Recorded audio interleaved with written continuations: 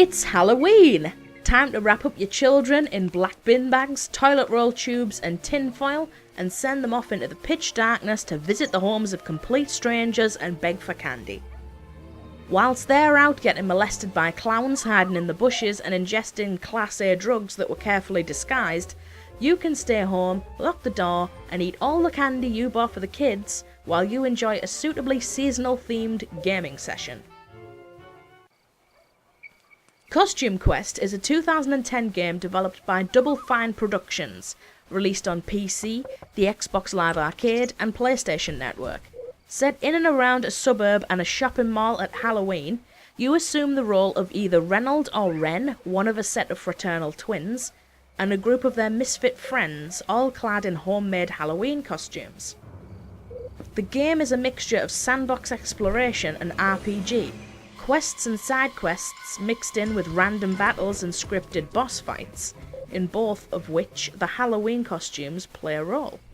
The town has been overtaken by Dorsilla the Witch and the Grubbins, a group of green-skinned ogres who are hell-bent on enslaving the trick-or-treating children and stealing their candy hauls. The children aim to put a stop to their plans by capturing all of the candy for themselves, by trick-or-treating all of the local homes and shops, and collecting new costumes, items and battle stamps to defeat the area bosses.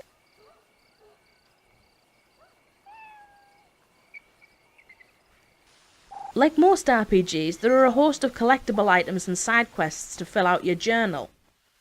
These include collecting trading cards of bizarre candies and treats, and trading your doubles with NPCs to acquire rare ones, battle stamps which provide new skills and abilities in battle, and secret costumes which provide new abilities in both the field and during battle.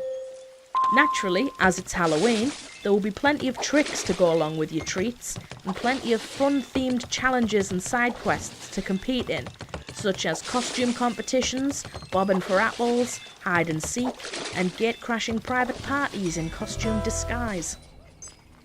The game's currency is candy, which is obviously stored in your character's trick-or-treat pails, which can be upgraded over time to larger ones with bigger capacities. Candy can be earned from winning battles, completing side quests, trick-or-treating at the correct houses, or can just be picked up off the ground or found inside breakable objects. The game is family friendly and has simple controls and limited options in battle to be accessible to younger players, but also includes several more highbrow jokes and references that only adults would understand, in addition to optional battles and tasks that are more difficult. Each costume provides different effects in battle and in the field. The battle effects will be categorised as melee, large damage dealing attacks, defense, defensive spells, special, spells with unique effects, and support, healing spells. The field effects include shields to pass through areas with falling rocks, roller skates to jump ramps into new areas, and a light-up sword to illuminate dark sections. Instead of relying on complicated stats, weapons and armour like a traditional RPG, Costume Quest relies solely on your experience and level and matching different costume abilities to certain battle situations. This also makes the game simpler for children but still retains somewhat of a challenge for the more obtuse bosses and their awkward attacks. Both attacking and defending involve matching a button sequence or quick time event too, instead of the standard turn-based trope of sitting around and waiting. This makes the relatively short battles more involved and fun. In addition to the main storyline, there is a DLC world, Grubbins on Ice, which turns the story on its head and allows the children to join forces with the Grubbins to defeat Araxia and Big Bones, who have kidnapped your friend Lucy. This DLC continues on from your main story progress and you retain your previous levels' costumes, battle stamps, etc., but also provides you with the opportunity to unlock DLC-specific costumes and items, as well as raise your levels to match the new higher-leveled enemies and bosses. My main complaint with Costume Quest is its length. It's far too short. I enjoyed a good 6 to 8 hours of the main quest and DLC, and was sadly left wanting more. It's like I'd only been given fun-sized Milky Ways in my trick-or-treat bag from the grouchy old man across the street, knowing full well he had king-sized ones in the pantry.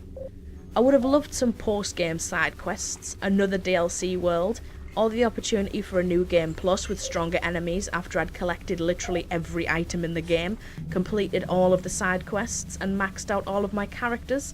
I was still hungry, damn it! I have a massive sweet tooth for RPGs after all. So if you're looking for a fun little game this Halloween and are tired of the predictable jump scares of horror games or the absurd plot twists of the psychological thriller games, or if you're looking for a family-friendly title you can play with your kids, I recommend Costume Quest wholeheartedly, but I can't promise you won't be left craving something a bit more after you've finished chowing down.